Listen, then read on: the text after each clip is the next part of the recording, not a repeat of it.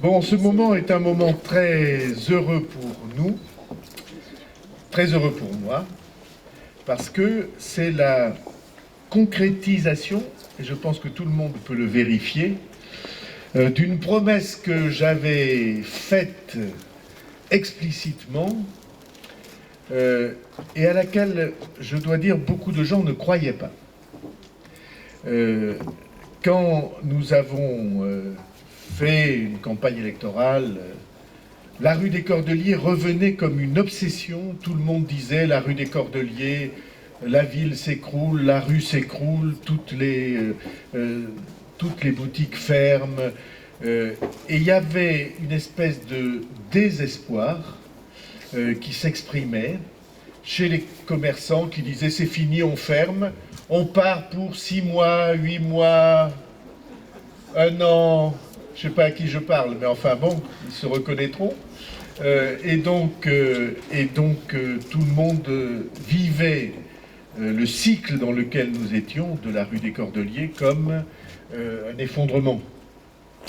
Et comme le signe d'un effondrement. C'était à la fois l'effondrement de la rue et c'était l'effondrement, au fond, le signe de l'effondrement du centre-ville.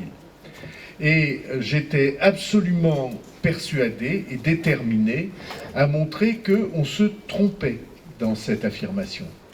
Que la rue des Cordeliers, qui est une des rues historiques de la ville, n'était pas condamnée, qu'au contraire, on pouvait la faire revivre, et que la faire revivre, ça passait d'abord par la reprise esthétique de la rue.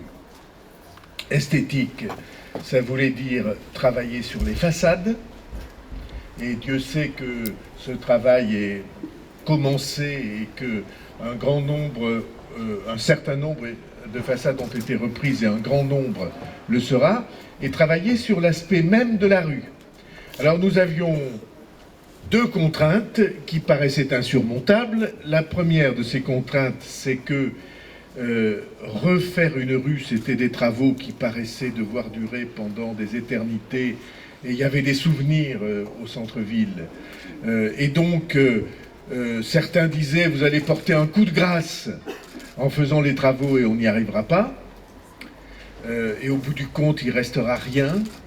Le malade sera guéri peut-être, mais il sera mort, me disait l'un ou l'une d'entre vous. C'était une contrainte, et la deuxième contrainte est que nous n'avions pas de sous, ou très peu de sous. Et j'étais persuadé, au contraire, qu'on pouvait faire les travaux sans nuisance excessive, tenir les délais, donner à la rue un aspect esthétique nouveau, sans dépenser trop. Nous avons travaillé, Jean-Paul Brun en particulier et moi, sur ce sujet technique. Comment rendre à cette rue l'aspect attirant, attractif d'une rue piétonne, en se fixant un délai extrêmement court pour intervenir pour que le passage ne soit pas arrêté, et en dépensant le moins possible, c'est-à-dire à peu près 10 fois moins que si nous avions entamé des travaux de grande ampleur et de longue durée, par exemple pour le repavage intégral, à l'image de ce que les rues Joffre et Foch ont offert.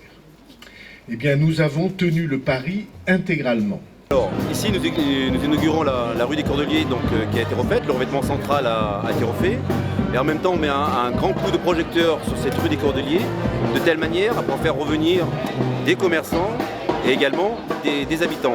Donc c'est un plan général de réhabilitation de la rue des Cordeliers. Bon, je ne sais pas si on peut le voir, mais il y a des échafaudages, il y a des boutiques qui sont en train d'être faites. Et donc l'idée générale, c'est vraiment de mettre le focus sur cette rue des Cordeliers. C'est pour parler de la rue, c'est certainement la plus belle rue de Pau, et ça fait longtemps que je le dis, et là aujourd'hui ça confirme. Voilà.